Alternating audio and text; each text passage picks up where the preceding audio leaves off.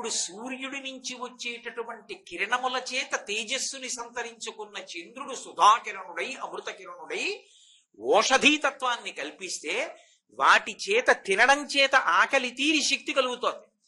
మళ్ళీ వాటిని తీసుకెళ్లి భూమిలో వేస్తే పంట పండి మళ్ళీ పంటలు వచ్చేటటువంటి అవకాశం కలిగింది. ఇది ఎవరు చేశారంటే ఆకలి కేకలు విని అయ్యో వీళ్ళందరూ సంతోషంగా ఉండాలని అనుగ్రహించినటువంటి సూర్యుడి వలన కలిగింది. ఈ ప్రస్తావన ఎందుకు రావలసి వచ్చిందంటే మహాభారతంలో ధర్మరాజు గారికి ఒక పెద్ద సంక్లిష్టమైనటువంటి సమస్య ఏర్పడింది.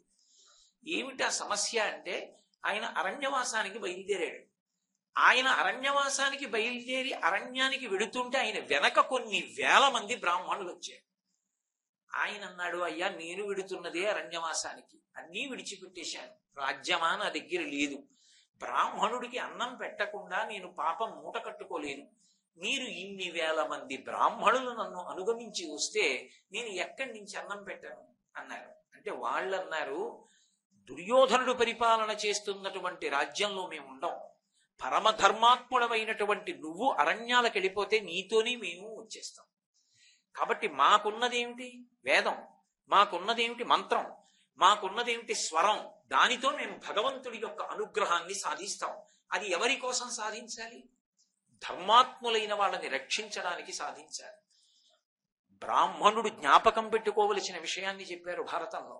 తనకున్నటువంటి మంత్రశక్తి చేత ఉపాసన శక్తి చేత ఎవరిని కాపాడుతుండాలంటే ధర్మాత్ములను కాపాడుతుండాలి. ఇప్పుడు నూనె రాసుకుని చేతికి ఎవడు పనసకాయ కొడతాడో వాడి చేతికి ఏది అంటుకోదు. నూనె ఒక్కటి లేకపోతే పనసకాయ అంతా చేతికి అంటుకోదు.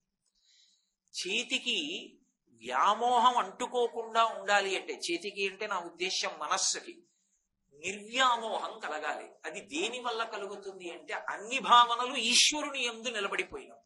అది ఆయనతో సంగము నిస్సంగమే. ఈశ్వరుడితోటి సంగము సంగములా కనపడిన నిస్సంగమే. ఎందుకంటే కొన్నిసార్లు కామము కామములా కనపడిన నిష్కామమే. ఎందుకంటే నాకు ఏదో లౌకికమైన విషయముల మీద కామం ఉందనుకోండి, కామం. ఈశ్వరుని యందు కామం ఉంటే కామం కాదది, ఉండవలసిన కామం, ఉత్తమ కామం. కాబట్టి అది కోరిక లేనితనమే అయిపోతుంది. కోపం అన్నాను అనుకోండి, తప్పు.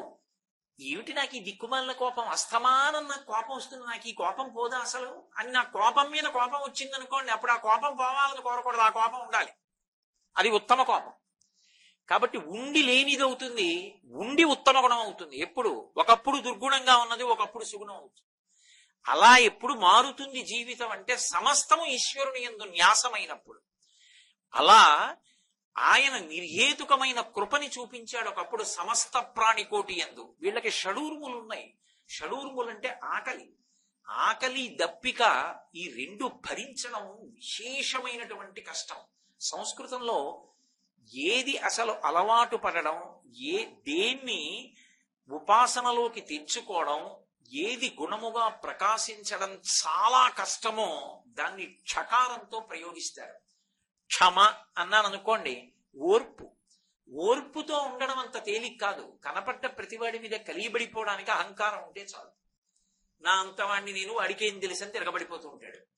కానీ నాకేం తెలుసండి అని ఓర్పు పట్టాలనుకోండి, ఎంతో వినయం ఉండాలి. ఆ వినయం అంత తొందరగా వచ్చేస్తే ఇంకే. అందుకు కదా శంకర భగవత్పాదులు షట్పది చేస్తూ అవినయమపనయ విష్ణోహో అని మొదలు పెట్టారు. క్షమ, క్షుత్. క్షుత్ అంటే ఆకలి, అది అంత తేలిక కాదు. అలాగే క్షుధా, దాహం వేసిందనుకోండి, అంత తేలిక కాదు ఓర్చుకోవడం. అటువంటి షడూర్ములలో ఒకటైనటువంటి ఆకలి చేత ప్రాణులన్నీ బాధపడుతున్నాయి. ఎంతమందికి ఎన్నిసార్లు అన్నం పెడతారు? అందుకే సూర్యనారాయణమూర్తి చేసినటువంటి మహోపకారం ఏమిటంటే కొన్నిటికి ఓషధీ తత్వాన్ని కటాక్షించాడు. ఓషధి అంటే అది ఒకసారి తిన్నంత మాత్రం చేత ఆకలి అనబడేటటువంటి రోగాన్ని పరిమారుస్తుంది. రెండు, అది కొద్దిగా మిగిలే అనుకోండి, మళ్ళీ తీసుకెళ్లి భూమిలో పెడితే అపారంగా మళ్ళీ పెరుగుతుంది. అలా పెరగగలిగినది, లోపల ఆకలి అనేటటువంటి వ్యాధిని పోగొట్టగలిగినది ఏది ఉన్నదో దానికి ఓషధి అని పేరు. ఉదాహరణకి ధాన్యం ఉన్నాయనుకోండి, దంపుకుని బియ్యం చేసుకుని తిన్నాం అనుకోండి, అన్నం వండుకుని, ఆకలి తీరుతుంది, శక్తిగా మారుతుంది. ఏది కనపడితే అది తిన్నాం అనుకోండి, అతిసారం వస్తుంది, ప్రమాదం వస్తుంది. ఏది లోపలికి వెళ్ళి జీర్ణమై శక్తిగా మారుతుందో అది పోషిస్తుంది. ఆ పోషకత్వము కలిగినటువంటి వాటిలో ధాన్యము, గోధుమలు, రాగులు, సజ్జలు ఇలాంటివన్నీ చేరుతాయి. అవి ఒక్కసారి పండి తినేసిన తరువాత ఇక మళ్ళీ ఎలా వస్తాయి అన్న ప్రశ్న వచ్చిందనుకోండి, ప్రమాదం జాతికి. అప్పుడు జీవకోటి నిలబడదు. ఓషధీతత్వం ఉంటుంది. ఒక్క బస్తాడు ధాన్యం దాచుకున్నాడు అనుకోండి, 9 బస్తాల ధాన్యం తినేసిన పండిన 10 బస్తాల్లో ఆ ఒక్క బస్తాలో ధాన్యం పట్టుకెళ్ళి మళ్ళీ భూమిలో వేశాడు అనుకోండి, మళ్ళీ 10 బస్తాల ధాన్యం వస్తాయి. ఓషధి అంటే తినబడినప్పుడు శక్తినిస్తుంది. అదే ఓషధి చిత్రం ఏమిటంటే మళ్ళీ భూమిలో పెట్టినప్పుడు ద్విగుణంగా, బహుళంగా మళ్ళీ వచ్చి లోకము యొక్క ఆకలిని తీరుస్తుంది. అటువంటి ఓషధీతత్వాన్ని ప్రకాశింపచేసిన వాడు ఎవరంటే సూర్య భగవానుడు. ఎవరి ద్వారా చేశాడు అంటే అది కూడా చాలా విశేషమైన భావనతో చేశాడు. ఎక్కడ చెప్పారు ఈ విశేషాలంటే మహాభారతం ఆరణ్య పర్వంలో ధౌమ్యుడు మాట్లాడతాడు. ఆయన చెప్తూ ఉత్తరాయణం అంతా కూడా ఆయన భూమి మీద ఉన్నటువంటి జలాశయములలోని నీటిని, ప్రాణుల యందు ఉన్నటువంటి నీటిని కూడా లాక్కుంటాడు. అంతగా నీటిని లాగుతాడు ఉత్తరాయణం అంతా. దక్షిణాయన ప్రారంభం అయ్యేటప్పటికీ ఒక చేత్తో వర్షం కురిపిస్తాడు, రెండవ వైపు నుంచి నేను ఇందాక 300 కిరణముల చేత దేవతలను, మనుష్యులను, పితృదేవతలను పోషిస్తాడన్నానే, అందులో ఆయన ఏం చేస్తాడంటే చంద్రునికి ప్రకాశం ఇస్తాడు. అందుకే సూర్యుడు చంద్రుడి మీద ఆధారపడి ప్రకాశిస్తాడు. ఆ సూర్యుడి నుంచి పడినటువంటి కిరణముల చేత చంద్రుడు అమృతత్వాన్ని పొంది సుధాకిరణుడై అమృతంతో కూడినటువంటి కిరణాల్ని విడిచిపెడతాడు. అందుకే శంకర భగవత్పాదులు ఎప్పుడెప్పుడు సౌందర్యలహరిలో చంద్రుడి గురించి మాట్లాడినా హిమకరహ హిమకరహ అంటూ ఉంటారు. చల్లని కిరణములు కలిగిన వాడు అని. ఆయనకి సుధాధారలను విడిచిపెడుతుంటాడు. ఆయన కిరణములలోంచి అమృతం పడుతూ ఉంటుంది ఎప్పుడు.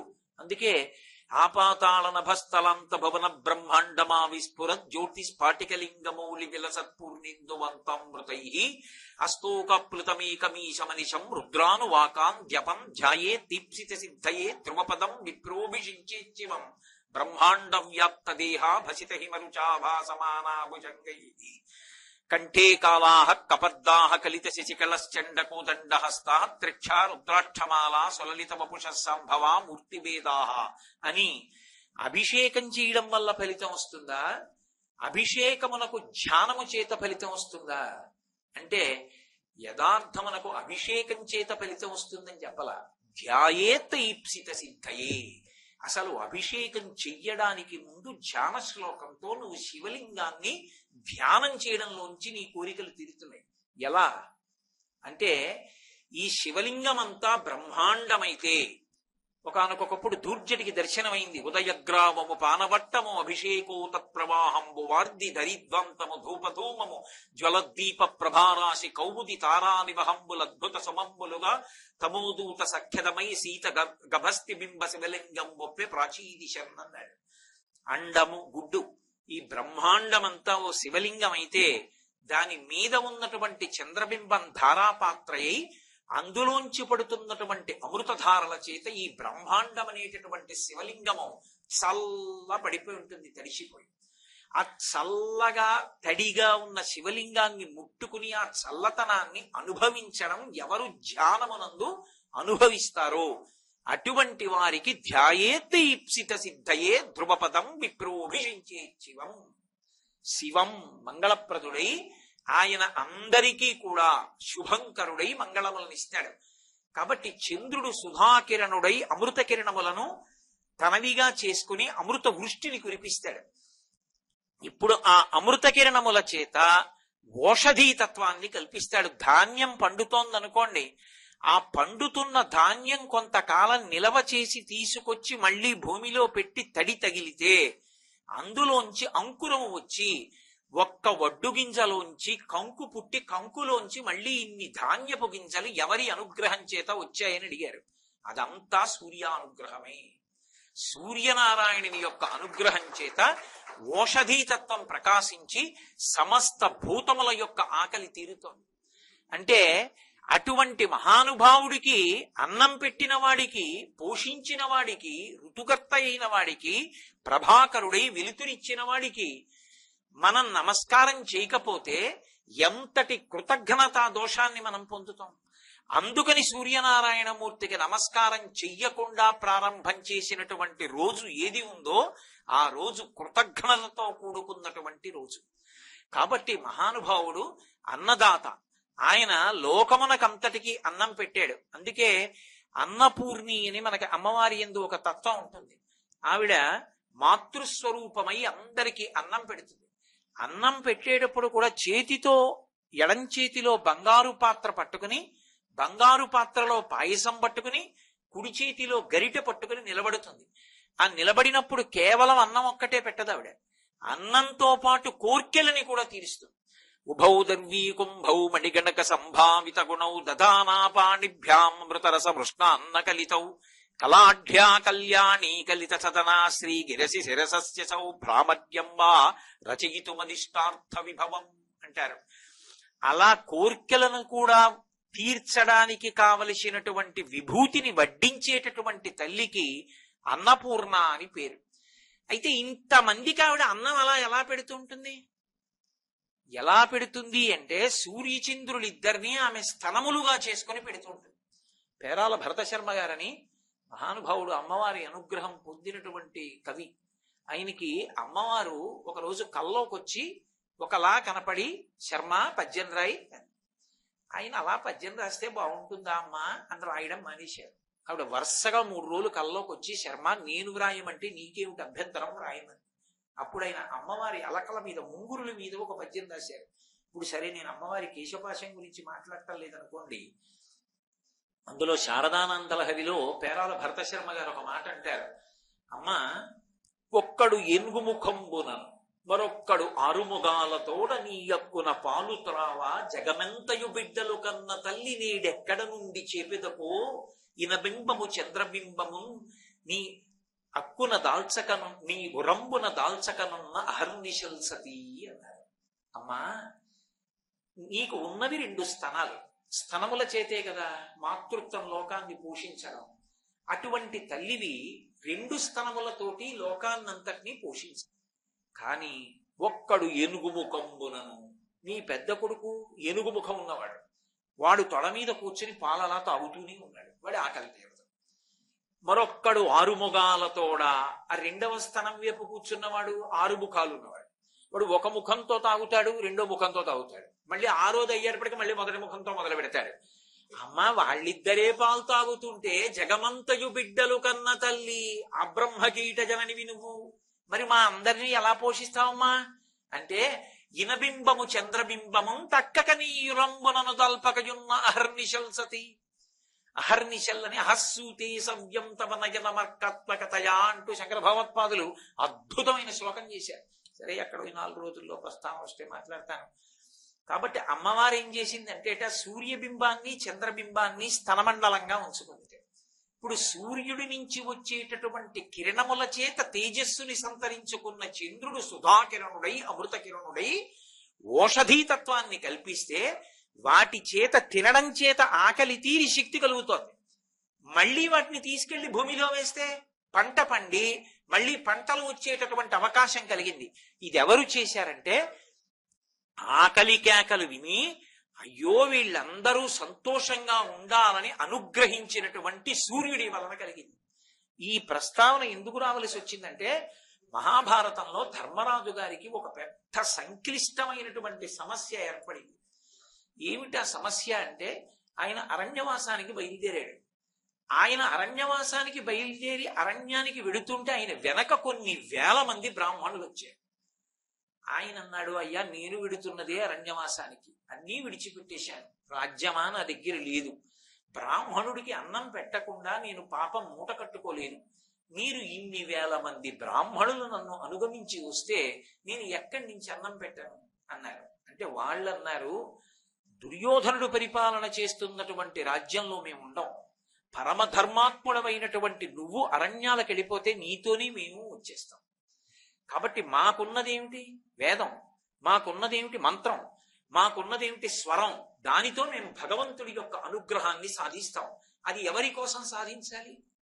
ధర్మాత్ములైన వాళ్ళని రక్షించడానికి సాధించాలి.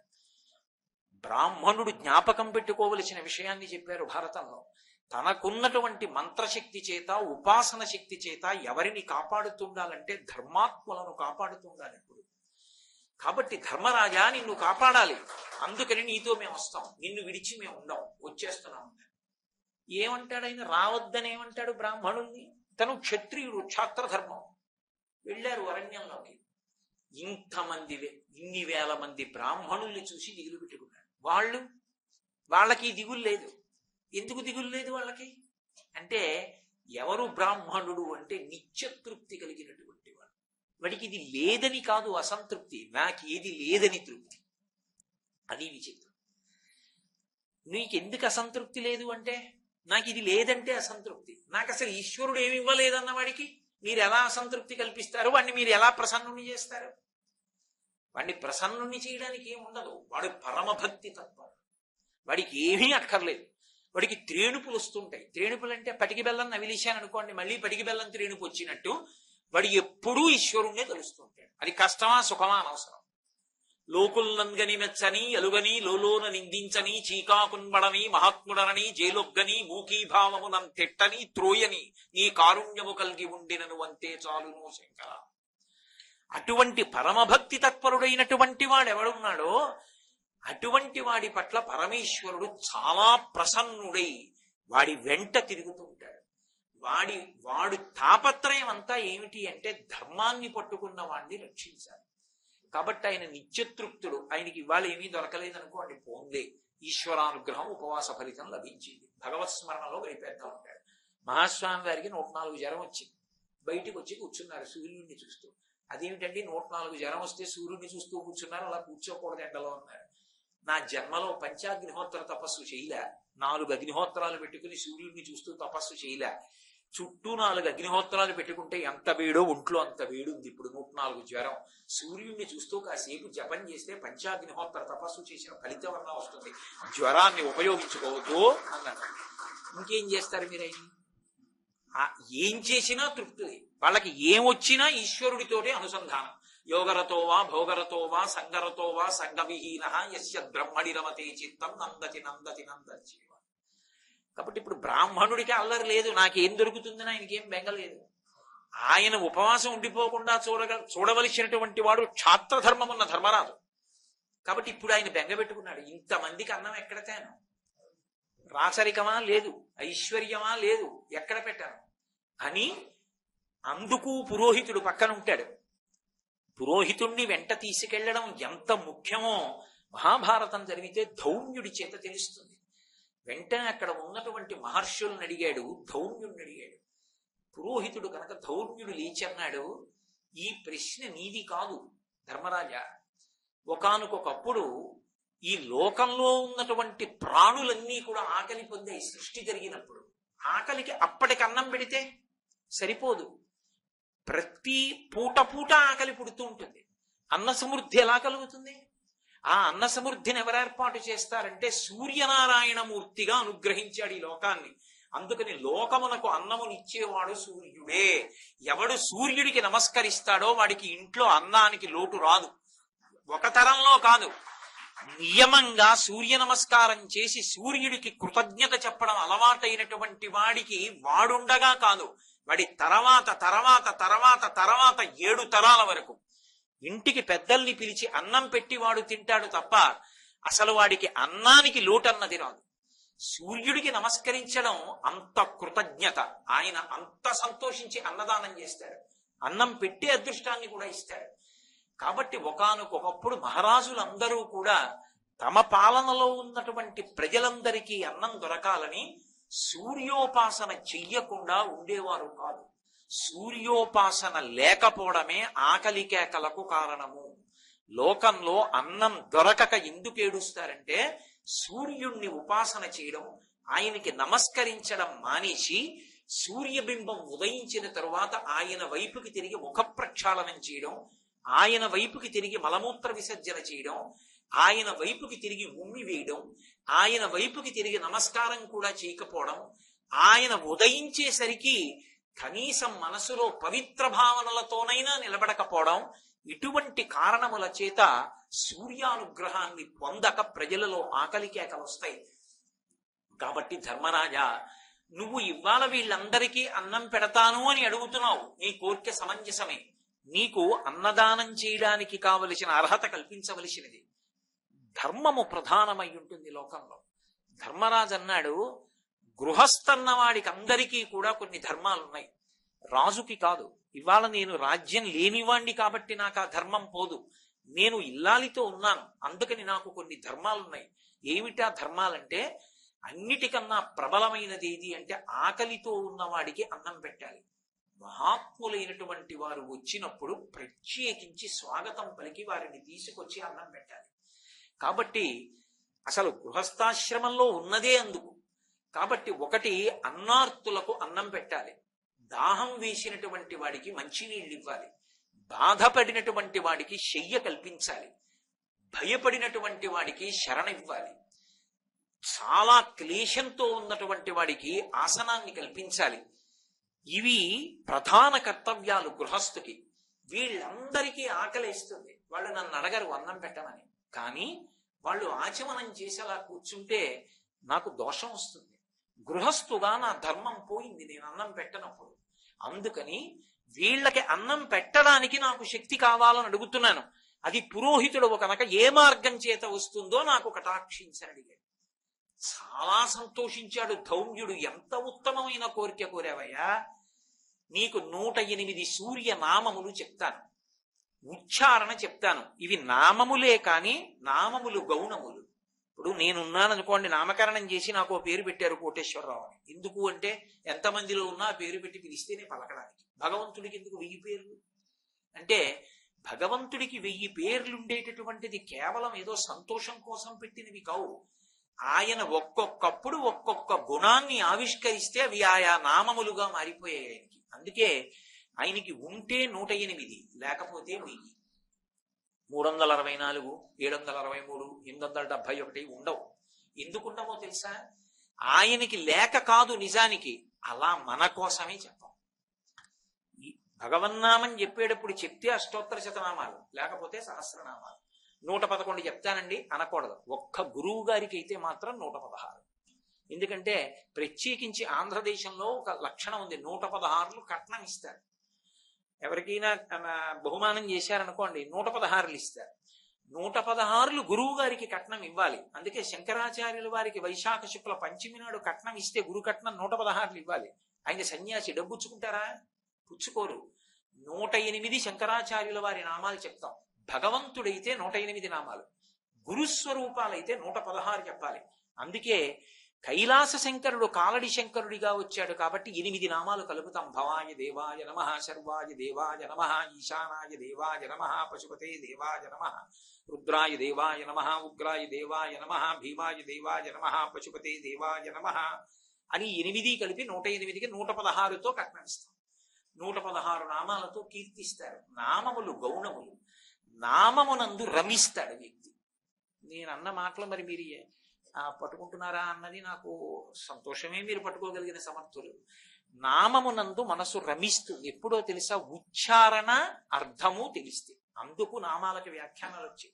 శంకర భగవత్పాదులు విష్ణు సహస్రానికి వ్యాఖ్యానం ఎందుకు ఇవ్వడం అంటే మన మనసు రమించడం కోసం, అందుకు ఇచ్చారు వ్యాఖ్యానం. మనసు రమిస్తే పూజ పూర్తయిపోతుంది. మనసు రమించలేదనుకోండి, బతికున్నంత కాలం పూజ చేసినా వాడు ఎప్పుడూ పూజ పూర్తి చేయడు. నేను మీకు ఒక మాట బాగా చెప్పాలి అంటే, అథాంగ పూజ అని ఉంటుంది పూజ చేసే ముందు. ఏదో పాదౌ పూజయామి, గుల్భౌ పూజయామి, ఊరుం పూజయామి, కటిం పూజయామి, నాభిం పూజయామి, వక్షస్థలం పూజయామి, స్కందౌ పూజయామి, బాహూన్ పూజయామి, కంఠం పూజయామి, ఓష్ఠే పూజయామి, కామీశబద్ధ మంగళ్య సూత్ర శోభిత కంధరా అని నామని చెప్పాను అనుకోండి.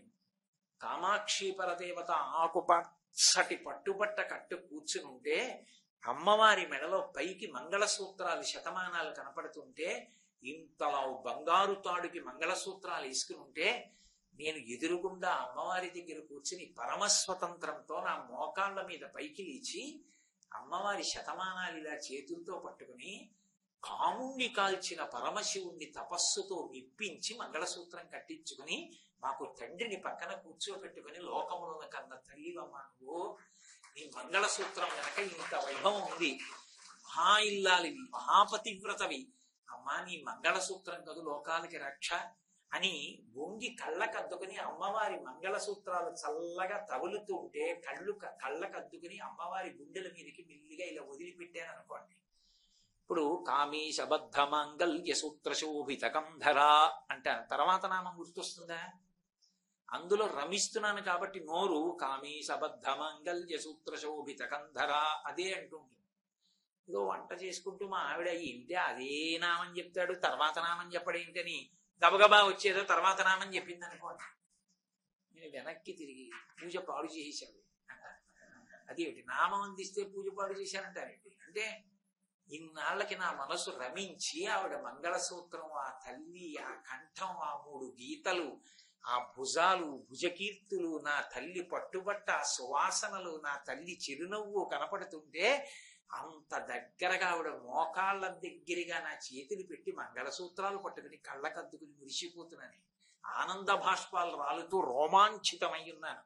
నీ మాట వల్ల బహిర్ముఖుడిని అయిపోయాను, పోయింది పూజ. ఇప్పుడు చెప్పండి, నామము అర్థమైతే, నామమునందు మనసు రమిస్తే పూజ ఎందు మీరు ఉత్తీర్ణులైపోయారు. అది నామమునకున్న శక్తి. అందుకే నామమును ఉపదేశం చేశాడు. మంత్రంగా దానికి ఉపదేశం ఎందుకు వచ్చింది మరి మహాభారతంలో అంటే, సిద్ధి దాని వలన కలుగుతుంది. నామం వచ్చింది అంటే దాని అర్థం ఏంటంటే, శ్రీమాతా శ్రీ మహారాజ్ నీ దగ్గర మొదలు పెట్టినప్పుడు అర్థమై, ఇంకా మళ్ళీ ఎప్పుడో శివశైక్య రూపిణి లలితాంబికాని అన్నాడు అనుకోండి, ఏమి నామం జరిగినట్టు దిక్కుమాలింది. ఎందుకోసం ఆ వ్యాయామం అంతా కాదు, అసలు నువ్వు రమించాలి, నువ్వు చదువుతుంటే పక్కవాడు రమించాలి, అది నామం చదవడం అంటే. అందుకని ఉపదేశం చేస్తూ ధౌమ్యుడు ఒక మాట అన్నాడు ధర్మరాజుతో, ఇవేం మామూలుగా వచ్చాయనుకుంటున్నావా సూర్యనామాలు? మామూలుగా వచ్చినవి కావు, ఇవి మొట్టమొదట దేవేంద్రుడు నారదుడికి ఉపదేశం చేశాడు, నారదుడు వసురాజుకు ఉపదేశం చేశాడు, వసురాజు నాకు ఉపదేశం చేశాడు, నేను నీకు ఉపదేశం చేస్తున్నాను. ధర్మరాజా, తెల్లవారుజామున స్నానం చేసి గంగా నదీ జలాలలో నిలబడి తూర్పుగా తిరిగి సూర్యుడి వంక చూస్తూ పవిత్రమైన మనస్సుతో మనస్సుని నిలబెట్టి 108 నామాలతో సూర్యనారాయణమూర్తిని స్తోత్రం చేయి. నమస్కారం చేత ప్రీతి చెందిపోతాడు. ఆ మనస్సు నిలబడిందా అంతే, పరమేశ్వరుడు ప్రసన్నుడైపోతాడు. భావన మాత్ర సంతుష్టాయై నమో నమః. అది లేనప్పుడు ఎందుకు? కాబట్టి నిలబడు, చెయ్యి అన్నాడు. వెళ్ళి నిలబడి మహానుభావుడు గంగానదిలో నిలబడి సూర్యనారాయణమూర్తికి ఎదురుగా నమస్కారం చేస్తూ స్తోత్రం చేశాడు. ఈ 108 నామాలు చదవడం మొదలుపెట్టాడు. పరమ ప్రసన్నుడై సూర్యమండలాంతర్వర్తి అయినటువంటి సూర్యుడు దిగొచ్చాడు. ధర్మరాజా, నీ కోరిక తీరుస్తున్నాను, నీకు ఒక రాగి పాత్రని బహూకరిస్తున్నాను. ఈ పాత్రకు ఒక లక్షణం ఉన్నది, ఇందులో శాకములను 4 రకాలుగా వండుతుంది ద్రౌపదీదేవి. ఎందుకంటే ఇల్లాలి కర్తవ్యం ఇల్లాలిది. ధర్మపత్నికి కొన్ని కర్తవ్యాలుంటాయి, ఆచమనం వేయడం. ఆయనే ఎప్పుడు బతికున్నంత కాలం ఆచమనం వేసుకుంటే ఇంకా ధర్మపత్ని ఎందుకు? ఆవిడ వెయ్యాలి ఆచమనం. ఎన్నాళ్ళు ఎడంచేత్తో నువ్వేసుకుంటావు? బ్రహ్మచారిగా తప్పలేదు, గృహస్థాశ్రమంలోకి వచ్చాక కూడా ఇంక నేనే వేసుకుంటే ఆచమనం ఇంకెందుకు ఆవిడే? నేను పూజకి కూర్చోగానే ఆవిడ వచ్చి ఆచమనం నా చేతిలో వేసి వెళ్ళిపోవాలి 3 మాటలు. ఇంకా మళ్ళీ నేను మంగళహారతి ఇచ్చినప్పుడు గంట కొడతాను కాబట్టి వచ్చి కళ్ళకద్దుకుంటుంది. పూజ ఇంటి యజమానిది, ఆవిడది కాదు. ఆయన చెయ్యాలి. ధర్మపత్ని సమేతస్య అనుంది కానీ ధర్మపతి సమేతస్య అని లేదు సంకల్పం. కాబట్టి ధర్మపత్ని పెద్దలు వచ్చినప్పుడు ఆవిడ వడ్డించాలి. దాని చేత ఇల్లు వృద్ధిలోకి వస్తుంది. మహాత్ముల యొక్క స్పర్శ ఉట్టినే వస్తుందా? ఊరక రారు మహాత్ములు వా రథముల ఇండ్ల కడకు వచ్చుటలెల్లను కారణము మంగళములకు, మీరొచ్చుట శుభము మాకు నిజము మహాత్మ అంటాడు గర్గుడితో నందుడు. కాబట్టి ధర్మరాజు మహానుభావుడు సూర్యుడి చేత అనుగ్రహింపబడ్డాడు. ద్రౌపదీదేవి ఇందులో 4 రకములైనటువంటి శాకములను వండుతుంది. ఈ వండినటువంటి శాకములు ఏ ఉన్నాయో వాటిని ఇంటికి వచ్చినటువంటి ఆఖరి అతిథి కూడా తినడం అయిపోయింది అని గుర్తు ఏమిటంటే ద్రౌపదీదేవి తింటుంది. అది ధర్మం అంటే. మహాభారతం అంతా ధర్మం అంటే. ఎందుచేత అంటే విఘసము అమృతము అని రెండు ఉంటాయి. యజమాని అవి తినాలి. దాని చేత సర్వకామములు ఈడేరతాయి. విఘసము అంటే మహాపురుషులు వచ్చి ఇంటికి అన్నం తింటారు. వారు వచ్చి అన్నం తింటున్నప్పుడు తాను తినడు, యజమాని కలిసి తినడం. ఎందుకంటే ఆయనతో కలిసి తింటున్నాడు అనుకోండి, అప్పుడు ఆయన ఉచ్ఛిష్టం ఈయన తినే అదృష్టం ఎక్కడొచ్చింది? రాదు. ఇప్పుడు ఆయన ముందు తిని వెళ్ళిపోయాడు అనుకోండి, వెళ్ళిపోతే ఆయన తినగా మిగిలినది ఏమైంది? అతిథి భుక్త శేషమైంది. ఆయన ఎందు నువ్వు ఈశ్వరుణ్ణి చూసావు అనుకో, అతిథి రూపంలో ఈశ్వరుడు వచ్చి తినెళ్ళాడు కాబట్టి నీకు విఘసము లభించిందని. అతిథి భుక్త శేషమే ఈశ్వర శేషం అవుతుంది. అప్పుడు దాన్ని ఇవాళ నా అదృష్టం, కరచరణాదులతో పరమేశ్వరుడు వచ్చి అన్నం తిని వెళ్ళాడు నా ఇంట. కాబట్టి ఇప్పుడు ఆ మిగిలిన దాన్ని ఎవడు ఆ పవిత్ర భావనతో తింటాడో వాడు విఘసము తిన్నాడంటారు. యజ్ఞం చేసేటప్పుడు హవ్యం ఇస్తారు, చెరువు అని వండుతారు. ఆ హవిష్యం కేవలం అగ్నిహోత్రానికి సరిపోయేటట్టు వండకూడదు, అందులో మిగలాలి. అసలు దీక్ష అందుకు తీసుకుంటారు యజ్ఞం చేసేటప్పుడు. ఆ పాత్రలో మిగిలినటువంటి హవిష్యాన్ని యజమాని భార్య తింటారు. తినేటప్పుడు కూడా ఎలా అంటే మొదట యజ్ఞంలో ఉపయోగించాలి, తర్వాత అతిథులందరికీ పెట్టాలి. అతిథులకు పెట్టాక ఇంటి ఇల్లాలు భర్తకి పెట్టాలి. భర్త తిన్నాక మిగిలినది ఇంటి ఇల్లాలు తినాలి. ఇంటి ఇల్లాలు తిందంటే ఇక తినవలసిన వాళ్ళు లేరని గుర్తు. వెంకటేశ్వర కళ్యాణంలో, శ్రీనివాస కళ్యాణంలో వెంకటేశ్వర స్వామి వారు అందరికీ కొన్ని వేల మంది వచ్చేసారు దేవతలు. వాళ్ళు అందరికీ అన్నం పెడుతూ బొకుళమాతని మన్మధుణ్ణి పిలుస్తాడు. పిలిచి ఒక మాట చెప్తాడు, మనం తినద్దు, ఎందుకంటే మనం ఇంటికి యజమానులు, వచ్చిన వాళ్ళు అతిథులు, ముందు వాళ్ళందరికీ పెట్టండి. అందరి భోజనం అయిపోయింది అంటే అప్పుడు బొకుళమాత నువ్వు నేను ఆ మన్మధుడు చతుర్ముఖ బ్రహ్మ మనం కూర్చుని భోజనం చేద్దాం, అప్పటి వరకు తినద్దు అంటాడు. కాబట్టి ఆఖరిని ఎవరు తినాలి? ధర్మపత్ని తినాలి. ధర్మపత్ని తినేసింది అంటే అర్థం ఏమిటి? అయిపోయింది అనమాట. అందరూ ఇంటికి వచ్చిన అతిథులు కూడా తినేశారు. తినేసిన తర్వాత ఆఖరిన ధర్మపత్ని తింటుంది. కాబట్టి ధర్మరాజా మీ ఇంట ఈ అలవాటు ఉంది, అలా తింటారు, అంత ధర్మం. అన్నం తినడంలో కూడా ధర్మమే. ధర్మరాజు గారు అన్ని విజయాలు సాధించాడంటే ధర్మం చేతనండి. గడ్డ ధర్మం, ధర్మభూమి. కాబట్టి అలా ఎంతమంది వచ్చినా ఇక ఇబ్బంది లేదు. ఇందులో ద్రౌపదీదేవి తింది అంటే అయిపోయిందని గుర్తు. అది కూడా ఎలా ఉంటుందో తెలుసా? ద్రౌపదీదేవి వండితే ఏం వండుతుంది? ఆవిడకి ఆ రోజు ఏం దొరికిందో దాంతో వండుతుంది. కానీ అది వడ్డించినప్పుడు ఏమవుతుందో తెలుసా? ఇష్టభోజనం అవుతుంది. నాకు పెట్టారనుకోండి, నాకు ఆ రోజు తినవలసినది, నాకిష్టమైనది, నా తిన్న తృప్తి కలుగుతుంది. అది దానిలో ఉండే విశేషం. అందుకే మహాభారతంలో అద్భుతమైన మాట చెప్పారు. అడరగ ధర్మనందనుడు అహర్పతి చేత వరంబు పేర్మితో పటసి మహీసురోత్తముల భవ్యుల పల్వుల నిర్వహించే అప్పుడు ద్రుపదాధిరాజసుత పుల్పుగ వండిన శాఖమూలముల్ కడురుచి ఇష్టభోజన సుఖంబుల తృప్తుల చేయుచుండగన్. ఆ ధర్మరాజు గారికి వచ్చినటువంటి సూర్యనారాయణమూర్తి అనుగ్రహంగా లభించినటువంటి పాత్రయందు ద్రౌపదీదేవి వంట చేసి, అది అక్కడ పెట్టి ఈవిడ వంట మానేసి కూర్చోలేదు, అందులో వంట చేసింది. పుల్పుగా వంట చేసిన అందులో వంట వండితే అది వచ్చినటువంటి అతిథులందరికీ వడ్డన చేస్తే ఇష్టభోజన సుఖంబుల తృప్తుల చేయుచుండగన్.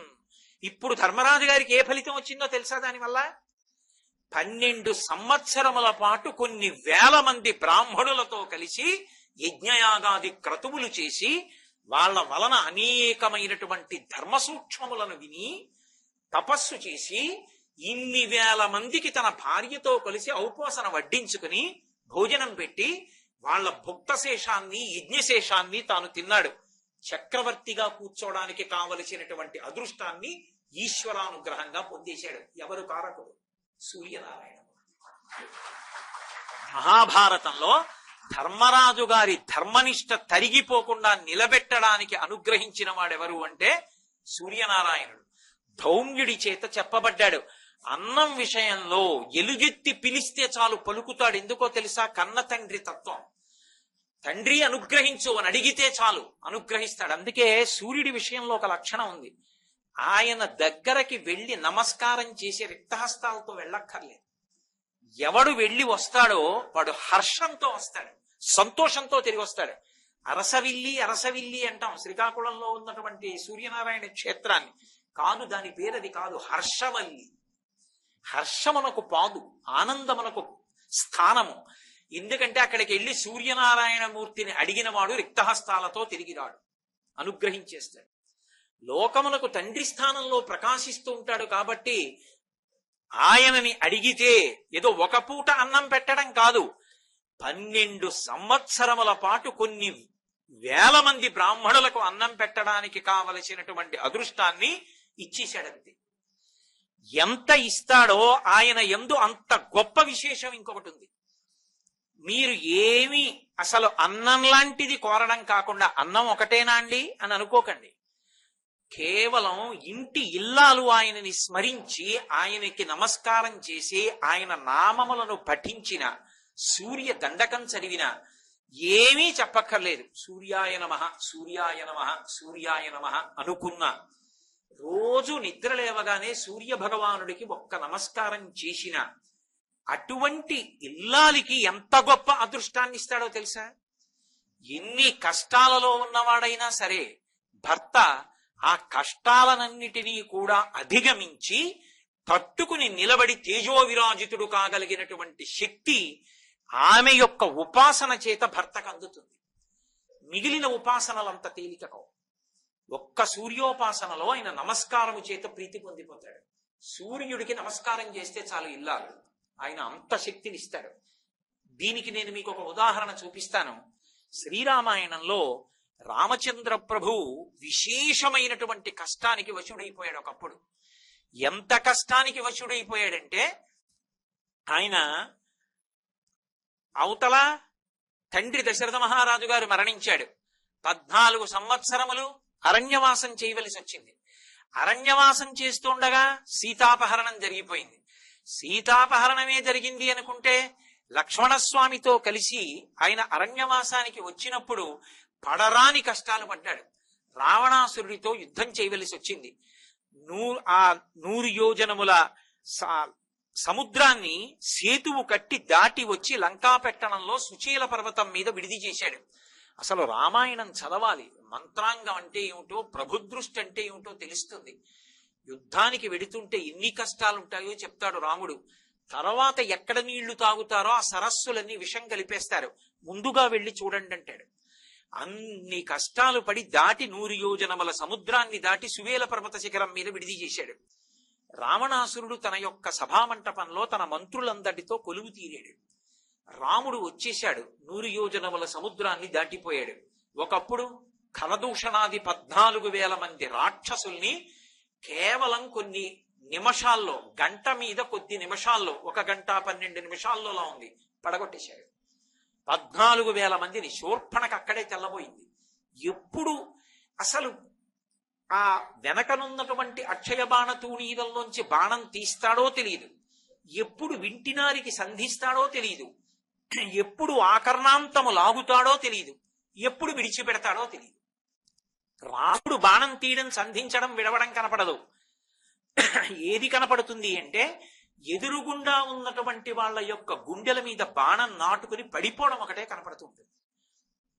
అందుకే గోపరాజు గారు బండన భీముడు అర్థజనబంధబుడుజ్వల బాణతూణకు దండకళా ప్రచండ భుజతాండవ కీర్తికి రామమూర్తికి రెండవ సాటి దైవమికలేడనుచున్ గడకట్టి భేరి కాడాండ డడాండ డాండ నిడదంబుల జండము నిండ మత్త వేదండము నిక్కి చాటదను దాశరథి కరుణాపయోనిధి అంటాడు. అంతటి తాండవం చేస్తాయి ఆయన భుజాలు. అంతటి మహానుభావుడు సుచేల పర్వతం మీద ఉన్నాడు, ఇంకా యుద్ధానికి సిద్ధపడుతూ. కాబట్టి మనకి ప్రమాదం పొంచి వచ్చేసింది అని రావణుడికి మంత్రులు నివేదన చేస్తున్నారు. అన్నీ విన్నాడు. ఆయన అహంకారం ఆయనది, ఇతరుల యొక్క గొప్పతనాన్ని ఒప్పుకోలేడు. కాబట్టి మంత్రులతో మంత్రాంగం చేసి అందరూ వెళ్ళిపోయిన తర్వాత విద్యుజిహ్వుడు అనబడేటటువంటి రాక్షసుణ్ణి పిలిచాడు. ఇంత పెద్ద యుద్ధం చెయ్యాలా? ఇంత పెద్ద యుద్ధం చెయ్యవలసిన అవసరం, రాముడు రావలసిన అవసరం ఎందుకు వచ్చింది? సీతామాత కోసం. నేనంటే ఆ మాట అంటాను, వాడు అలా ఉచ్చరించడు అనుకోండి. సీతమ్మ కోసం వచ్చాడు. సీతమ్మ కోసం యుద్ధానికి రావలసిన అవసరం ఎందుకు వచ్చింది అంటే నియతాం అక్షతాం సీతాం రాఘవాయన్యవేదయత్. ఆ తల్లి వశురాలు కాలేదు రావణుడికి. ఆమె శీల వైభవంతో నిలబడింది. ఇప్పుడు సీతమ్మ శీలం భ్రష్టమైతే, ఆమె నా పాన్పు చేరిపోతే రాముడు ఇంకా యుద్ధం చెయ్యడుగా, అయిపోయిందిగా, నా కోరిక తీరిపోయిందిగా, దీనికి మార్గం ఏమైనా ఉందా అని అడిగాడు. వాడు నవ్వాడు. ఆ విద్యుజిహ్వుణ్ణి తనతో రమ్మన్నాడు. తిన్నగా అశోకవనంలో సీతమ్మ దగ్గరికి వెళ్ళాడు. ఎన్ని కష్టాలు పెట్టాడు మహాతల్లిని. వెళ్ళి, ఓ సీత, ఏ రాముడు అరివీర భయంకరుడని అనుకుంటున్నావో, ఏ రాముడు వచ్చి తన కోదండము నుంచి విడిచిపెట్టినటువంటి బాణ పరంపరల చేత ఈ లంకనంతటినీ కాల్చేస్తాడని నువ్వు డాబులు పలుకుతున్నావో, మండిత విస్ఫులింగ విషమ జ్వలితానల కీలలు వజ్ర గర్భాండము నిండ రామ వసుధాదుపుడేశడు వజ్ర సాధనా ఖండిత పంక్తి కంట కణ కంఠ పురాంతక శైలచాలను దండ బల ప్రచండ పురదండ విఖండన చండకాండములని కదా నీ నమ్మకం. రాముడి కోదండం నుంచి వినిర్ముక్తమైనటువంటి బాణములు లంకని కాల్చేస్తాయని కదా. నిన్న రాత్రి నరుడైన రాముడు బడలిపోయి సుచీల పర్వతం మీద పడుకున్నాడు. పక్కన లక్ష్మణుడు పడుకున్నాడు. వానర సైన్యం అంతా డస్సిపోయి పడుకుంది. నా సర్వసైన్యాధిపతి అయినటువంటి ప్రహస్తుడు సుచీల పర్వతాన్ని చేరుకుని నిద్రలో ఉన్నటువంటి రాముడి కుత్తుక కోసేశాడు. పక్కన ఉన్న లక్ష్మణుడు తిరిగి వచ్చి లేచాడు. ప్రహస్తుడి చేతిలో ఖడ్గాన్ని, జుట్టుతో కూడినటువంటి ఆ తలని ఎత్తి రాముడిది పట్టుకుంటే చూసి లక్ష్మణుడు పారిపోయాడు. ఆంజనేయుణ్ణి, అంగదుణ్ణి, వీళ్ళందరినీ కూడా, హనుమని కూడా సంహరించేశారు. సుగ్రీవుడు సంహరింపబడ్డాడు. అంగదుని భుజములు విరిగిపోయి అంగదములు జారి పడిపోయాడు. ఇదిగో రాముడి యొక్క శిరస్సు చూడమని జుట్టు పట్టుకుని తీసుకొచ్చినటువంటి ఖండితమైన శిరస్సు ఆవిడ ముందు పడేశాడు. అది విద్యుజ్జిహ్వుడు తన మాయా ప్రభావంతో సృష్టించిన రామశిరస్సు. రాముడి శిరస్సు ఎలా ఉంటుందో ముమ్మూర్తులా అలా ఉంది. సీతమ్మ గుర్తుపట్టాల, అది రాముడిది కాదు.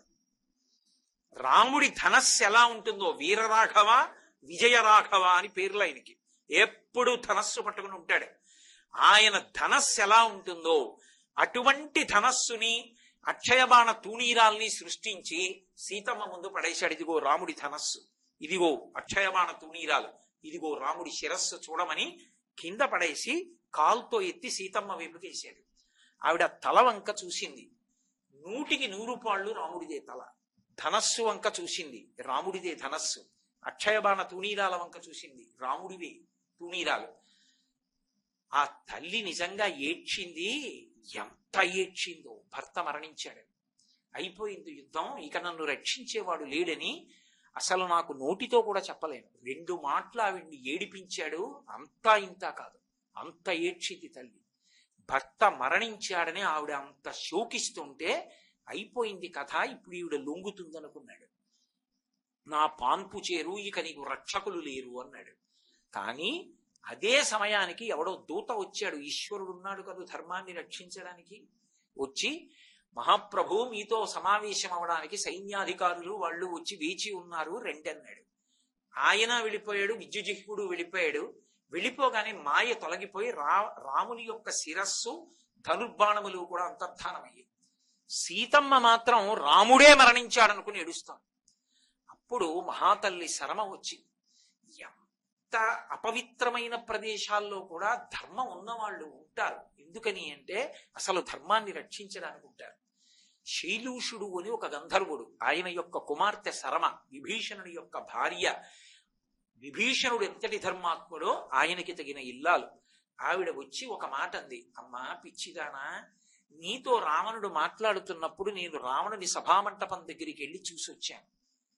రాముడు నిద్రపోతున్నా కూడా చంపడం సాధ్యం అమ్మా, జ్ఞాపకం తెచ్చుకో. విశ్వామిత్రుడు వరం ఇచ్చాడు. బాలరాముడిగా ఉండగా రాముడు తనని అనుగమించినప్పుడు నశ్రమో నజ్వరో వాతేన రూపస్య విపర్యయ నచ సుప్తం ప్రమత్తం వాధర్షయిర్షంత్యనైరుతాః గృహాణవత్స సలిలం మా భూత్కాలస్య పర్యయ మంత్రగ్రామం గృహాణత్వం బలాం అతిబలాం స్తథా అని ఉపదేశం చేశాడు. బల అతిబల అన్న మంత్ర సమూహాల్ని. రాముడు నిద్రపోతున్నా రాక్షసులు చెనకలేరు, అంతటి తేజోవంతుడు. అటువంటి రాముడి ముందు 3 లోకములు వచ్చి నిలబడినా కూడా సరిపోవు. రాముడి తలని ప్రహస్తుడు తరగడమా, లక్ష్మణుడు పారిపోవడమా? ఎలా నమ్మావమ్మా? లోపల యుద్ధం గురించినటువంటి సన్నాహాలు జరుగుతున్నాయి. చివిరిక్కించి విను. నీకు వినపట్టల్లా భేరీలు మోగుతున్నాయి, యుద్ధం ప్రారంభం అవబోతోంది. అదిగో ఏనుగుల గీంకారములు, అశ్వముల యొక్క ఘోష, సైన్యం యొక్క పెద్ద పెద్ద అరుపులు, అట్నుంచి వానర సైన్యం యొక్క అరుపులు నీకు వినపట్టల్లా. రాముడు భద్రమూర్తి అయి ఉన్నాడు, పరమక్షేమంగా ఉన్నాడు, నన్ను నమ్ము. ఇలా ఏడుస్తూ కూర్చుంటే నీ భర్తకి రక్షణ కావద్దు. నీ భర్త ఈ యుద్ధంలో నిలదొక్కుకోవాలంటే, రావణ సంహారం చెయ్యాలంటే, రామచంద్రమూర్తి రావణ సంహారం చెయ్యడానికి కావలసినటువంటి తేజస్సు సంతరించుకోవడానికి వీలుగా ఇక పైన నువ్వేం చెయ్యాలో తెలుసా? గిరవరమభితో వివర్తమానో హయమివ మండలమశుయక్కరోతి తమహ్య శరణుమభ్యుపై దేవి దివసకరం ప్రభవో హ్యయం ప్రజానాం అంది శరమ. అమ్మా, ఏ మహానుభావుడు సప్తాశ్వరథమారూఢుడై మండలాకారంలో గుర్రాలు తిరిగినట్టుగా ఈ భూమండలాన్నంతటినీ కూడా చుట్టి వస్తూ ఉంటాడో ఆ సూర్యనారాయణమూర్తిని ఉపాసన చెయ్యమ్మా. ఆకాశంలో కనపడుతూ ఉంటాడు, ఆ సూర్యుడికి నమస్కారం చెయ్యి, ఆయన్ని నమ్ముకో, ఆయన ఉపాసన చేస్తూ ఉండు. చిట్ట చివరికి ఆయన అనుగ్రహమే నీ భర్త రావణ సంహారం చేయడానికి కారణం అవుతుంది. అసలు రామాయణంలో రాముడికి ఆదిత్య హృదయం ఉపదేశమై రావణ సంహారం అవడానికి కారణం సీతమ్మ చేసిన సూర్యోపాసన. శరమ చెప్పింది సూర్యోపాసన చేయమని, ఆ తల్లి సూర్యోపాసనం చేసింది అని శ్రీరామాయణం చెప్తోంది. అంటే అన్ని కష్టాలలో ఉన్నటువంటి భర్త యుద్ధంలో గెలిచి మళ్ళీ తనతో కలిసి పట్టాభిషేకం చేసుకోవడానికి కావలసిన అదృష్టం దేని వల్ల పట్టింది అంటే సూర్యోపాసన చేత పట్టింది. అంటే ఉపాసన పురుషుడిదైనా ప్రతి స్త్రీ కూడా, ప్రతి ఇల్లాలు చెయ్యవలసినది ఏది అంటే సూర్య నమస్కారం. ఏమిటి కష్టం దానికి? ఎవరు ఏమడిగారు దానికి? ఒక్క పదార్థం అక్కర్లేదు. మన అదృష్టం, మన ఋషులు, మన ధర్మం, మన శాస్త్రాలు మనకంతటి తేజోమూర్తిని అందించాయి.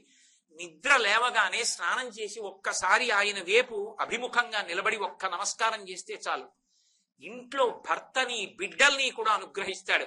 అంతటి తేజోమూర్తి ప్రత్యక్ష దైవంగా మనకి ఆకాశంలో కనపడుతుంటే ఆయనకి నమస్కారం చెయ్యకుండా, రక్షణ పొందకుండా, అయిన దానికి కాని దానికి కేకలు వేసి ఆర్తి పొందవలసిన అవసరం ఎక్కడుంది? తండ్రి సంపాదించిన పాతు భూమిలో ఉంది, కొడుకు 5 పైసలు లేక దరిద్రం అనుభవిస్తున్నాడు.